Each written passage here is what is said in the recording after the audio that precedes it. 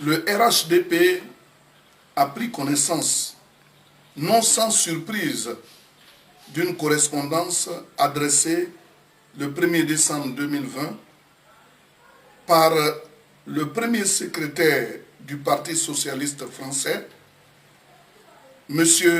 Olivier Faure, à M. Yves Le Drian, ministre de l'Europe et des Affaires étrangères. À travers son courrier, M. Olivier Faure invitait sans aucune pudeur M. Yves Le Drian à exercer des pressions directes sur le président Alassane Ouattara, dont il conteste la légitimité de sa réélection à la tête de la Côte d'Ivoire, afin de le contraindre à libérer immédiatement tous les dirigeants de l'opposition interpellés suite à la tentative de remise en cause de l'ordre constitutionnel au lendemain de l'élection présidentielle du 31 octobre dernier. Ainsi donc, M. Olivier Faure, au mépris de la position exprimée par la France et l'ensemble de la communauté internationale sur le dossier ivoirien, prend le malin plaisir de s'insurger contre la candidature du président Alassane Ouattara, de contester les résultats du scrutin du 31 octobre 2020 et de dénoncer par voie de conséquence l'arrestation des auteurs des appels à la désobéissance civile et au boycott actif qui ont provoqué tant de morts, de blessés et de désolations. Il passe curieusement sous silence la tentative de déstabilisation des institutions de la République projetée par cette même opposition, avec notamment la création d'un Conseil national de transition qui envisageait se substituer à l'ordre constitutionnel établi. Au regard du contenu de ce courrier particulièrement orienté, partisan et manifestement guidé par des destins obscurs et inavoués, le RHDP voudrait marquer sa plus vive indignation. Car le Parti socialiste ne peut pas s'ériger en avocat du diable en défendant l'indéfendable. Il ne peut pas non plus cautionner l'inacceptable, c'est-à-dire la cause de ceux qui ont ouvertement et publiquement décidé de s'attaquer à la démocratie et au suffrage populaire en tentant par tous les moyens d'empêcher la tenue d'un scrutin démocratique. Ceux qui ont de façon délibérée combattu avec panache la démocratie avec des armes et des moyens non conventionnels. Le Parti socialiste français peut-il se permettre, sans risquer de souiller sa propre réputation et ses propres valeurs, de soutenir et d'exiger la libération de dirigeants politiques qui ont choisi de boycotter avec violence une élection, qui ont agressé, tué, brûlé et commis des actes terroristes et séditieux? Quel modèle démocratique le Parti socialiste défend-il pour afficher une position qui prend totalement à contre-pied la position officielle de la France, des États-Unis, de l'Union européenne, de l'Union africaine, des Nations unies, de la CEDEAO, de la Russie, de la Chine, de l'OIF, etc., etc. Aussi bien sur l'organisation et les résultats du scrutin présidentiel du 31 octobre 2020 que sur la candidature du président Alassane Ouattara. Avec quel microscope imaginaire le Parti socialiste scrute-t-il l'actualité du monde? Cette sortie de M. Olivier Faure a l'avantage de nous aider à comprendre pourquoi le Parti socialiste français ne fait plus bonne recette aujourd'hui.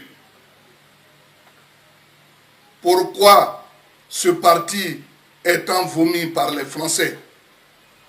Nous comprenons aussi pourquoi c'est sous le Parti socialiste français qu'il y a eu le génocide rwandais en 1994. Alors, un parti qui est en chute libre, dans les profondeurs abyssales de la politique française, peut-il s'ériger en donneur de leçons face au RHDP et surtout au gouvernement du président Macron qui a vite fait de lui tourner le dos? Quel conseil le Parti socialiste a-t-il donné au socialiste Laurent Gbagbo pour qu'il évite de conduire la Côte d'Ivoire dans une crise qui a fait plus de 3000 morts? En outre, qu'a fait le Parti socialiste quand les escadrons de la mort, sous la refondation, faisaient régner la terreur au bord de la lagune Ébriée? Terreur qui emporta les journalistes Jean-Hélène, Guy-André Kifer, l'ex-directeur du Novotel d'Abidjan, Stéphane Franz, le président de SIFCA, Yves Lamblin, pour ne citer que cela. Par ailleurs, la création du CNT serait-elle une inspiration du Parti socialiste français? En d'autres termes, est-ce M. Olivier Faure qui a conseillé le président du FPI de se lancer dans une telle action séditieuse pour venir aujourd'hui exiger sa libération sans condition, comme si cet acte n'était pas constitutif d'une infraction pénale?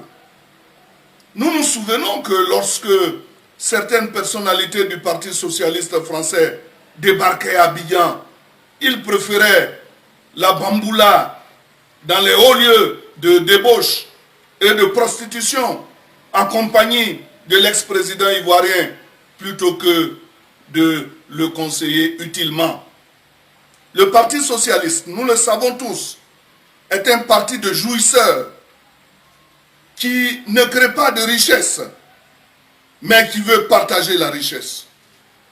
Et c'est l'une des raisons de son déclin. En tout état de cause, M.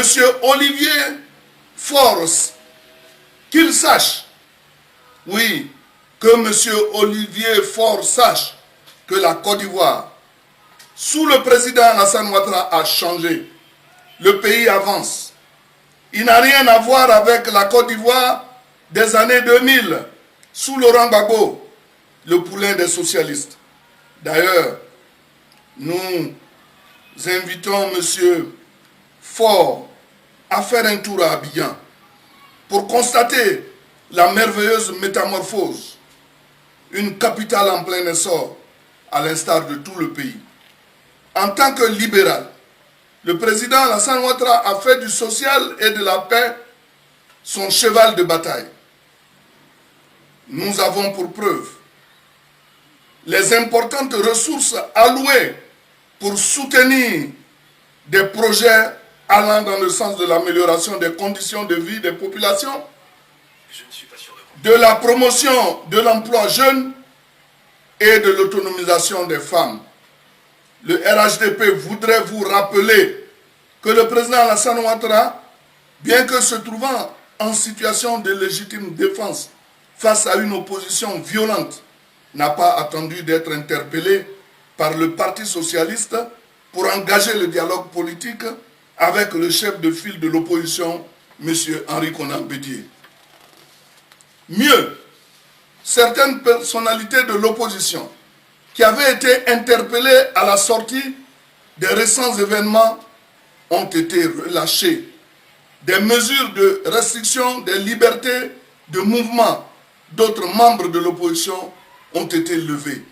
Toutes ces initiatives témoignent de la volonté du président de la République, son Excellence M. Alassane Ouattara, d'aller à l'apaisement et à la paix.